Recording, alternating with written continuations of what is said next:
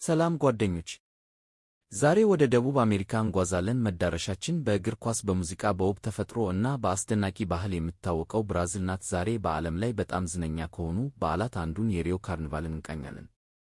ብራዚል በደቡብ አሜሪካ ትልቋ ሀገር ናት። ዋና ከተማዋ ብራሲሊያ ሲሆን ከ200 ሚሊዮን በላይ ሕዝብ ይኖርባታል። ኦፊሴላዊ ቋንቋዋ ፖርቱጋልኛ ነው እና በዓለም ላይ በጣም ብዙ የቡና ምርት ከሚያመርቱ ሀገራት መካከል ቀዳሚ ናት። ብራዚል በተፈጥሮዋም በጣም ዝነኛ ናት። የአማዞን ዝናብ ደን ትልቅ ክፍል በዚህች ሀገር ይገኛል። ይህ ደን በዓለም ላይ ትልቁ የተፈጥሮ ደን ሲሆን በሺዎች የሚቆጠሩ የእንስሳትና የእጽዋት ዝርያዎች መኖሪያ ነው። አማዞን የዓለም የኦክሲጅን ምንጭ ተብሎም ይጠራል። ብራዚል በእግር ኳስ ታሪኳ ዝነኛ ናት። የዓለም ዋንጫን 5 ጊዜ በማሸነፍ በታሪክ ከፍተኛ ድል ያላት ሀገር ናት። ፔሌ፣ ሮናልዶ፣ ሮናልዲንሆ፣ ካካ እና ኔይማር የተባሉ ታላላቅ ተጫዋቾች ከዚህ ሀገር ወጥተዋል። እግር ኳስ ለብራዚል ሕዝብ ስፖርት ብቻ ሳይሆን ሕይወት ነው።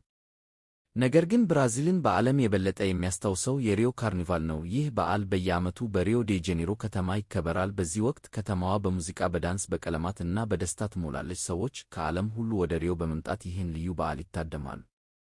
የካርኒቫሉ ልብ የሆነው የሳምባ ዳንስ ነው። ሳምባ ትምህርት ቤቶች ዓመቱን ሙሉ ይዘጋጃሉ። እያንዳንዱ ቡድን አንድ ታሪክ ይመርጣል፣ ይዘፍናል፣ ይጨፍራል እና በታላቅ ሰልፍ መኪናዎች ላይ ትርኢት ያቀርባል።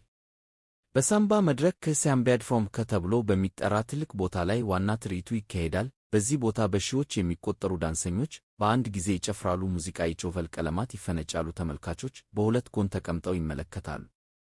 የካርኒቫል ልብሶች ከዓለም በጣም የሚያስደንቁ ናቸው። በላባ፣ በወርቅ፣ በክሪስታል እና በብርሃን ያጌጡ ልብሶች ለመስራት ወራት ይፈጃሉ። እያንዳንዱ ቡድን የራሱ የፈጠራ ሥራ ይወጣል።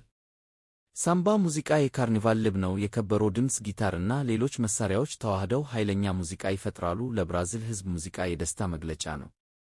በየዓመቱ ከ2 ሚሊዮን በላይ ቱሪስቶች ወደ ሪዮ ካርኒቫል ይመጣሉ። ይህም ለብራዚል ኢኮኖሚ ትልቅ ጥቅም ያመጣል። ሆቴሎች፣ ምግብ ቤቶች እና ንግዶች በዚህ ወቅት ብዙ ገቢ ያገኛሉ። አስደናቂ እውነታ፣ አንዱ የሚገርም ነገር ካርኒቫል ከ40 ቀናት በፊት የኩዋይንድኪ የክርስቲያን ጊዜ በፊት መካሄዱ ነው። እንዲሁም አንዳንድ የሳምባ ቡድኖች ከ5000 በላይ ተሳታፊዎች አሏቸው። በመጨረሻ የሪዮ ካርኒቫል ብራዚልን ብቻ ሳይሆን ዓለምን በደስታ በፈጠራ እና በአንድነት የሚያገናኝ ታላቅ በዓል ነው። እርስዎስ አንድ ቀን ወደ ሪዮ ካርኒቫል መሄድ ቢችሉ ምን ይሰማዎታል?